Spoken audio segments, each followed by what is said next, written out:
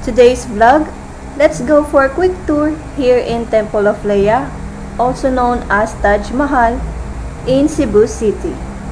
Before we start, please don't forget to like and subscribe to my YouTube channel.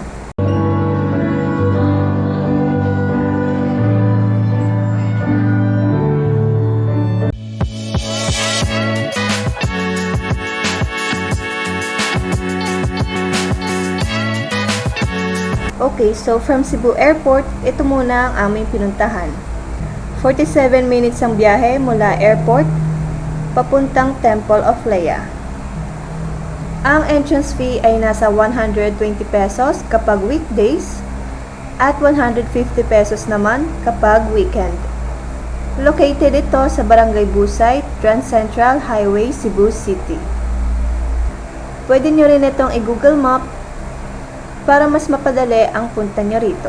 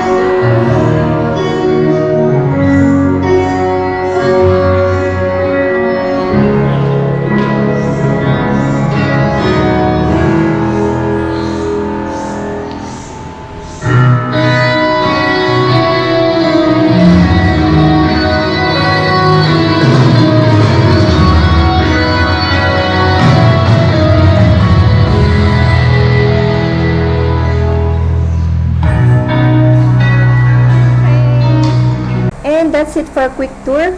Hope you enjoy my vlog. And if it does, please don't forget to like and subscribe to my YouTube channel. Once again, this is Liz Kalim. Thank you for watching. God bless and see you on my next vlog. It's not a game, it's a rich thing.